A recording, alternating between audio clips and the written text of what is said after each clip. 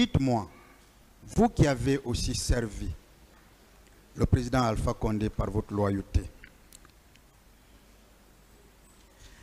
et vous qui étiez ministre chargé de la sécurité présidentielle, je crois, au début, que pensez-vous de toutes les réformes des forces de défense et de sécurité qui ont été une priorité pour la gouvernance Alpha Condé à travers le ministre Abdoul Kabele pendant toutes ces années? Est-ce que si l'armée était aussi bonne, disciplinée, sans aucun problème, on aurait dépensé aussi de fortes sommes d'argent pour parler de ces réformes-là? Oui. Mais est-ce que ces réformes ne suffisent pas en elles-mêmes pour prouver que l'armée avait des problèmes en son sein? Reprenez la question. Le président vous Est-ce que vous êtes en mesure de continuer? Exactement. Vous pouvez continuer? Bon, je veux continuer un peu. Vous pouvez. Ouais, je veux forcer un peu. Parce que si vous forcez, après vous ne direz pas c'est parce que j'étais malade. C'est pourquoi on vous le demande.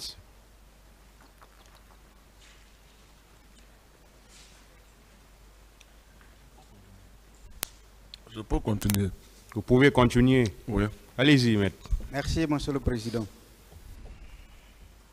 Je disais, est-ce que ces réformes ne suffisent pas, des forces de défense et de sécurité, pendant toutes ces années-là, ne constituent pas la preuve éloquente qu'au sein de l'armée guinéenne ou au sein des forces de défense et de sécurité, ça ne marchait pas?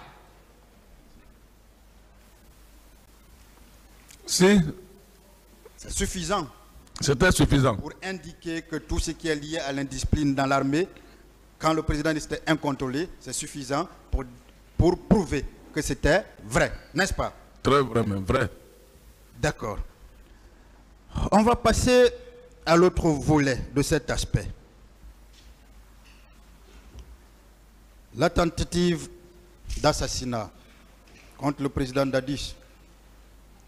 On va en parler même s'il y a un autre procès qui va s'ouvrir bientôt par rapport à cela, puisque des personnes ont été renvoyées devant la cour d'assises.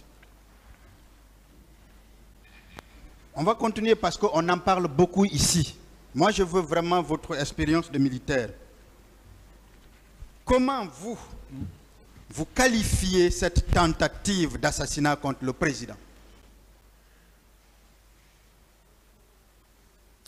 Nous, on qualifie ça d'un complot. Qualifier cela de complot, n'est-ce pas? Oui. De gens qui voudraient faire un coup d'État.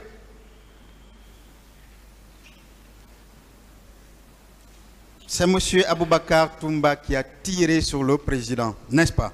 Bien sûr. Qui étaient ces hommes? Est-ce que vous pouvez en citer? Bon, c'est... Parce que ce que moi je retiens, le chef de bataillon qui était Degré, qui était là-bas. Degré Degré, qui était le chef de bataillon. Oui. Bon, maintenant, y compris son garde-corps qui est là, déjà cessé. Le garde du corps était un des hommes de Toumba. Oui. Oui. Bon, les autres là, je ne retiens pas leur nom parce que si j'étais là-bas, j'allais les reconnaître, mais je n'étais pas là-bas, donc je ne retiens pas. Monsieur Aboubakar a toujours parlé de Jeannot Destin. Ici. Est-ce que vous avez connu Jeannot Destin? Effectivement, Jeannot, c'est l'un des gardes-corps aussi de Toumba. C'était un de ces hommes, n'est-ce pas? Oui. Est-ce que vous saviez que le 2, parce que vous avez dit que c'était une tentative de coup d'État et un complot, est-ce que vous saviez que le 2 décembre, Jeannot Destin était à Kamsar pour faire ouvrir par la force une prison, le seul violon qu'ils ont, à Kamsar? Parce que moi-même, ça faisait quelques jours, moi je ne voyais pas ce Jeannot-là. Est-ce que vous avez entendu ça? Bon, on aura appris ça. Lorsqu'il a été arrêté, envoyé, on nous a dit ça. Parfait. Est-ce que vous saviez que c'est une élève gendarme qui s'est jetée sur lui quand il a fait sortir 2 grenades et a demandé qu'on nous suive, non, il explose. et que cette jeune élève gendarme a dit « Explosez, nous mourrons tous ensemble ». Est-ce que vous saviez cela? Effectivement, on nous a dit ça. Lorsqu'on l'a envoyé, c'est le commandant Gamakan, on nous a dit ça. D'accord. Au BSC. Est-ce que vous saviez que le TROA, alors que son patron était au camp Koundara, on va y revenir avec un autre qui était là, qui est dans cette salle, pour approfondir les questions. Est-ce que vous savez, au même endroit, quand on a tiré sur Dadis, il a clairement indiqué là que M. Aboubakar a raté, il a trahi et qu'il a voulu fuir vers la Guinée-Bissau à travers la mer.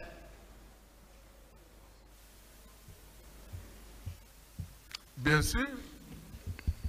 Est-ce que vous connaissez celui qui était le commandant, le patron des opérations sur le terrain marine à l'époque, qui s'occupait de l'espace maritime Guinée et Guinée-Bissau?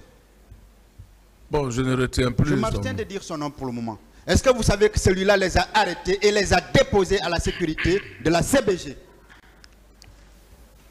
Effectivement, on nous a dit ça. Est-ce que vous saviez que la CBG, n'ayant pas pu les maîtriser, les a déposés au camp de la marine à Kamsa? Effectivement. Est-ce que vous saviez que le camp de la marine de Kamsa, n'ayant pu les maîtriser, on les a déposés au camp qui était là? Le camp de BSC. N'est-ce pas? Oui.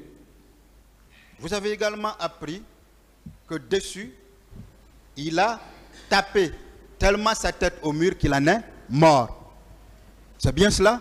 C'est ce que le commandant, le colonel Diamanka nous a dit. Il dit que, paraît-il qu'il a fait le commando, il a tapé sa tête au mur jusqu'à qu'il a rendu l'âme. Alors, M. Claude Pivy, tel qu'on veut banaliser les choses, en invoquant même les dispositions du Code de procédure pénale pour parler de légitime défense, ne pensez-vous pas que tout ça était préparé? C'était préparé parce que sûrement ils ne voulaient pas qu'on le demande. Est-ce que vous saviez que toutes ces personnes avaient déjà un passeport préparé et que pour M.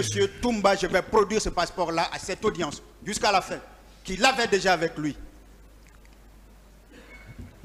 Un passeport était déjà préparé pour commettre ce forfait. Est-ce que ce n'était pas donc préparé? Donc ça c'était préparé. Je veux une expérience personnelle. Vous qui êtes militaire, Monsieur C.C. Raphaël nous a dit ici à l'audience, contrairement à ce qu'a dit son patron, puisque c'est lui qui lui a donné l'arme, qu'une personne s'était courbée sur le président Dadis en pleurant et que lui, il est venu le sauver. Dites-moi, est-il possible, si les hommes qui avaient accompagné le président Dadis, lui-même conduisait, il n'était pas armé, étaient là, est-il possible qu'ils aient tiré et qu'il n'y ait pas eu de mort et qu'il y ait eu un seul coup de feu comme C.C. Raphaël a indiqué qu'il a entendu juste un bruit, boum. Je reprends ce qu'il a dit. Est-il possible cela qu'on tire sur un chef d'État, que des gens viennent armés et ne tirent pas? Si on veut indiquer que j'ai été braqué par tout le monde et on sait comment ils ont fait, est-ce que cela est possible? Cela ne peut pas être possible. Ce n'est pas vrai. C'est parfait. Alors, je voudrais juste revenir au dernier point sur le complot. Peut-être ce sera en une question. Au vu, Monsieur Claude Pivy, du fait qu'à l'abbé, on a mis dans le véhicule, dans le réservoir du véhicule du président, du gasoil à la place de l'essence, avec les événements du 28 septembre, avec cette tentative de coup d'État contre lui, vous ne pensez pas que c'est un complot savamment organisé, c'était savamment organisé pour faire partir le président Dadis? Effectivement. Vous savez, j'ai tous les éléments de ce complot, les acteurs pris individuellement et des vidéos ou audio, et nous en parlerons. Monsieur le Président, je vous remercie, j'ai terminé.